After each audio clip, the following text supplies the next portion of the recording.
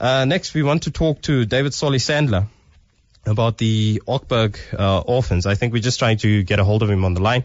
I see that he is, we are dialing through to him, and this is actually a very interesting experience. It's with regards to orphans that were saved from Eastern Europe, or what we now understand as being Eastern Europe, just at the time of the ascension of the Bolsheviks, and, you know, when you had the Soviet Union taking power. And I think it was a very riveting story of how so many of these children actually ended up in this country and why. And we're going to be chatting to David about his book and some insights into that particular issue. Good evening, David. Hi, hello. Hi. David, if you can just maybe give us some background, and I hope that I'm pronouncing this properly. Is it the Ochberg Orphans? Yeah, Ochberg, yes. Ochberg. Correct. Okay, great stuff. Can you just give us some background and some information with regards to the Ochberg Orphans and sort of their relevance and importance to the South African context? Okay. Well, the background, they came from Eastern Europe, from what's now Poland and Belarus and the Ukraine. And they came to South Africa in 1921. They were brought here by Isaac Ochberg, and he brought 181 out, and half of them were placed in the care of Oranje in Cape Town, and half of them in the care of Arcadia in Johannesburg. And probably nowadays there would be about 3,000 descendants of the 181 children. Wow. I can tell you more about the background. The background they came from was terrible. It was after the First World War. And so their parents would have been killed, some in the war, the First World War, some from the Spanish influenza that followed. And then there was wars of independence. So the Poles, the Ukrainians, the Belarus were all fighting for their independence. And at the same time, it was the Russian Revolution. That's 1917. And then the White Russians and the Red Russians were fighting. And the Russians were trying to Sovietize, change everything into communism. And they just took the food and took it because there was famine in the Volga. So they took the food away. So everyone was starving. And with starvation came diseases. And these various nationalistic armies were fighting, and so it was just a terrible place to be living. You know, starvation, hunger, armies coming backwards and forwards, and basically raping and pillaging. You know, killing everyone. So there were probably at that time there were the locals. There would have been about 2 or 3 million people starving to death, and there would have been, you know, if we're talking about Jewish people, there would have been 500,000, up to 500,000 orphans, they said, running around in the area. Yeah, because I see that the Jerusalem Post, on their online edition, they have an article on this issue, and I understand that there were 400,000 Jewish orphans that were at the time destitute, and you know they needed help. And correct. And that's no one really knows the numbers, but that's like some of the numbers quoted. You know, there was quoting of like again there were like millions of Jews in that area because like the Russians had pushed them all into that area, and they weren't allowed to live in the rest of Russia. So yes, the numbers quoted were horrific, massive numbers, and no one will really know, you know. No, 100%. And I see that then at the time when these kids were saved from this tragedy, only 200 of them were allowed to come back. But what was the actual number of children that came through eventually? Well, the number of children that came through was 181 children. Okay. The government of the time, Smuts, allowed 200 to come, but only 181 come. What actually happened, Isaac Ochberg, he had about 220 children to come. But at the last moment in Poland, a group of them ran away because they were scared of Africa. They were scared of the lions or, you know, the jungles and they decided to run away, yeah. Shame, man. No, because I see that there was some confusion with regards to this. Some of them felt that they were being sold into slavery. Others were worried about the wild animals, and some of them were concerned with cannibals as well. But I mean, these are kids that obviously didn't understand the context of at that point in time. Correct, yes. And the older children could have scared them, an older child may have wanted to stay, so he would have persuaded a whole group of children, like a gang, to stay with him, with all those scary things, yeah. Now, I just wanted to know, so in terms of this, so some of them ended up here in Johannesburg, some of them ended up in Cape Town. Correct. Do we have any history or any idea of what happened to some of these people, what they ended up doing in South Africa, and how well they did for themselves? Yes, definitely, 100%. See, the book I compiled, it was published about a year ago. It's the Ochberg Orphans and the Horrors from Whence They Came. That book, I was able to make contact with 140 of the 181 children's families. Wow. And of the 140, I got 130 of the life stories in this book. And yes, so yes, I was, and a lot of them, it was a mixture, what the children knew. Well, I say the children, the descendants knew, because some knew the full story, some knew very little. And in fact, probably there was about 7 descendants still alive. So from 3 of those descendants, I was able to get the direct story. Oh, no, I think that's wonderful, because I think, just to place it into context, I mean, if you look at where these kids came from, what circumstances they were living in, and to be lucky enough to be saved or assisted by a South African, I think is a great story. And I know that there are a lot of people out there that are saying that, why do we need to care about kids that were saved in the 1920s? By a South African from Eastern Europe. But I think that the context of it all, it's a wonderful story and just shows how far our humanity here in this country actually extends. I mean, as you mentioned, from 181 children saved, we almost have 3,000 descendants now, and I mean, they wouldn't have been there if, arguably, if it weren't for those actions. But if if you can maybe just give us a slight history in terms of, and then I'll just ask you towards the end of the discussion just to repeat what your book is and where people can get it. But nonetheless, if you can just maybe give us some context as to what was going on at the time and what were these kids actually going through and why they needed to be saved. Okay. I did mention what I call the horrors.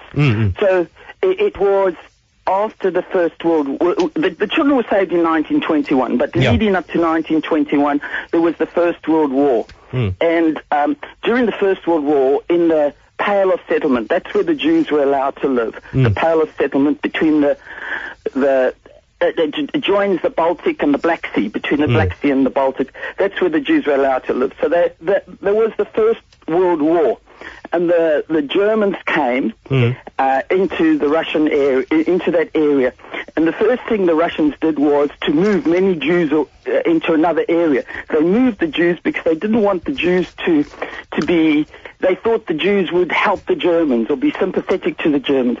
So they moved about 300,000 Jewish people from one area to another area. And they just probably came along one morning and said, okay, but tonight you must be gone.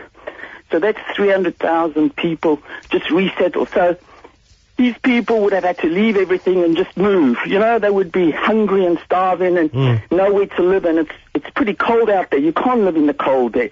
Yeah. And so that would have been one horror. Another horror would have been the Spanish influenza, which I understand killed more soldiers, or more people than soldiers that were killed in the First World War. So there would have been many, many deaths from this, let's say, this disease. The next thing that happened was there were what we call pogroms, where I mentioned to you the nationalistic armies going backwards and forwards, fighting with the Cossacks, the White Russians, Denikin, and then the Red Russians, the Soviets trying to. So you had all these armies moving up and down. You could go to sleep one night and this group is in charge, and then the next night next morning you can wake up, there's another group in charge, and each group that came or went would try and take as much as they can from the local population. So they would rape all the women, and there would be a whole lot of pillage. There was one guy, his name was Balachovitz. Yeah. He was, now if you look up Balachovitz, you'll find he's a nationalistic hero of Belarus. Now and it's documented in the book. All these horrors are documented in the book. But it said he killed about 30,000 Jews in 1919. His soldiers killed. And so it was part of the war, when the soldiers came to a town to kill and to rape and to extort money and kill. It's as simple as that. So there were the pogroms. And then the last horror, and I think the worst horror of all, was the Soviets. They simply took the grain away. They were in charge, and they took the grain away. They wanted to earn export dollars for the grain. So they exported the grain overseas. Wow. Meantime, the rest of the world, mainly the U.S., were trying to help. So in the same harbor, you'd have grain being exported, the Soviets exporting grain for foreign currency, and then the aid coming from various other countries. And this hunger, it was all over the area. In the Ukraine, 2 million Ukrainians died. In Poland, there was just total rationing of food and everything. And that killed, I don't know how many millions, all together. And that would have been the worst because, without hunger, without food, everything slows down. How can I say? Everything grinds to a halt. And with hunger comes the famine, diseases. Yeah, diseases. Yeah.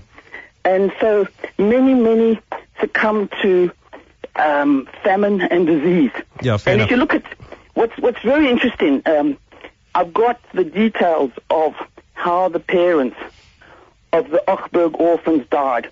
And most of them died from famine and disease. Yeah.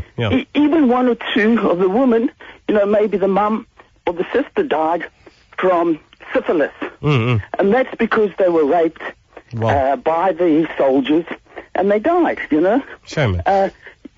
There's records even in the book. All this is sort of in the book. All this horror is in the book. And it's documented in towns. All the women were raped. There were two left, two women left of, say, hundreds in the town. And that was one town of hundreds of towns, Yeah. I just wanted to ask you something, though, because I find this fascinating. And for me, it's a really sad and tragic story. And I think that this person, David E. Kaplan, captures it very well in the Jerusalem Post. In an article published on the 2nd of April 2008, it says, "Our knowledge of history is often lazily shaped by Oscar-winning movies." And I tend to agree because, this story reminds me to a great degree of Steven Spielberg's production, Schindler's List, where we have this notion that someone went out of his way to assist Jews during the Second World War and trying to get them saved, so to speak, from persecution. And yet you have this great account of this, of Isaac Ochberg. And it's as if he doesn't exist in history. I mean, I've apart from the information with regards to what, the articles that I have here, in preparation for this discussion, prior to that, I have no knowledge of David Ochberg. Why is it, not David Ochberg, but Isaac Ochberg. Yes. Why is it that we don't, know of him and what happened? Well, I think, I think what happens, what happens is maybe at that time, people knew of him, but then the people die, and it's forgotten. I mean, I always feel it's very important to collect stories and to tell the stories, Yeah. And there was a shame, these children who were brought up as orphans in Johannesburg and Cape Town, there was a shame to be, they were ashamed that, many of them were ashamed that they were orphans, and they didn't want, or they were scared, they didn't want to tell their children about it because they wanted to protect their children. So they didn't pass the information down to their children. So that could be one of the reasons. And the other reason is, and the main reason I think would be the Holocaust. The Holocaust came, let's say, 15 or 20 years later. Yeah. And that was so horrific. You know, and the Second World War came, and that was so horrific. So very quickly, the horrors of that time, you know, the 1920s was forgotten. Yeah, no, true. I mean, that does make sense, because I see also here that there was actually there's a land that was set aside. There was a piece of land set aside in Israel called Nahalat Yitzhak Ochberg, but I see now that it's the name has been changed to Nahalat Yitzhak. And I think the problem, and part of the problem is the fact that now no one knows which Yitzhak that refers to. Yitzhak obviously being the equivalent of Isaac, the English equivalent of Isaac. Correct. Yeah. Correct.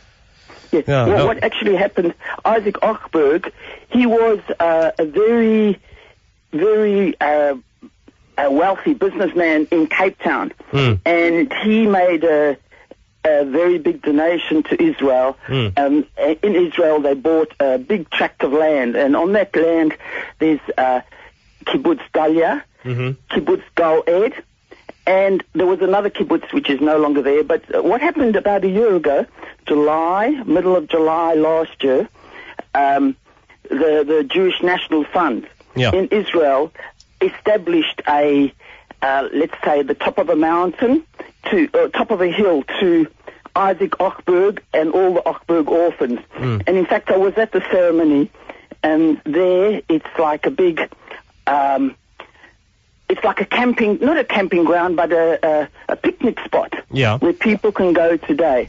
And there's a monument to Isaac Ochberg, and there's like a little mound, stone mound with all the names of the Ochberg Orphans there. Beautiful place. And I'm sure in future it'll be a tourist, a place for tourists to go and visit in Israel. 100%. David, can you just give us some insight into some of your projects? Because I see that you're very active in compiling sort of stories, and anthologies of people. Where do they come from? What is their background? And, telling some of those stories. Do you have anything coming up at the moment? Yes. Well, it started off, I grew up in Arcadia, the South African Jewish orphanage, and the centenary was in 2006, and I collected all the stories from the children and put them together in quite a fat book, maybe 500 pages. So lots of stories and photos went there. And then I published that in 2006. And then after that, I started getting more stories from more of the children of Arcadia, but also then I started getting stories from the Ochberg Orphans. So there's a second book called More Ark Memories, which has, the histories of more of the Arks and also some of the Ochberg Orphans. Then I did the Ochberg Orphan book, and now I'm working on a book called the Remembering the Children of the 3 Pinsk orphanages. So 44 of the Ochberg Orphans came from Pinsk. Okay. And they were looked after by a man, Alta Bobro. And when he left the orphanages and he helped Isaac Ochberg bring the children to South Africa, he was given about 130 letters from children. And so that will go in the book. And then from the Pinsk orphanage, some children went to London, and I've been busy collecting their stories, and some went to Israel, Palestine at the time, and I'm collecting their stories. So that's sort of a project I'm doing, the Pinsk Orphans. And then there's another one I'm doing. I'm collecting the life stories of South Africans who came from Lithuania or Latvia. Okay. So I'm busy on that. That probably will be finished in a year or 18 months. And so I've been collecting their life stories just to show how the South African Jews came from there and to South Africa, and a little bit to show the influence, but to show it via the individual family histories. Okay, no, fair enough. But David, I do thank you for your time. Pleasure, it's a pleasure. And you keep up the great work of telling, I think in essence, human stories of where people come from, and enlightening us ultimately of what people went through in their past. Thank you. Thank you. Enjoy. Bye. There was David Solly Sandler from Adelaide, Australia, giving us great insight into some of the work done, especially around the notion of the Ochberg Orphans and where they come from. And I think really it's about time that we know of these incidences and these stories. I mean, everyone can tell you what happened with Mr. Schindler and how he helped people during the Holocaust. But I think this is a valuable story of Isaac Ochberg and how he saved almost 200 children in Eastern Europe just after 1921.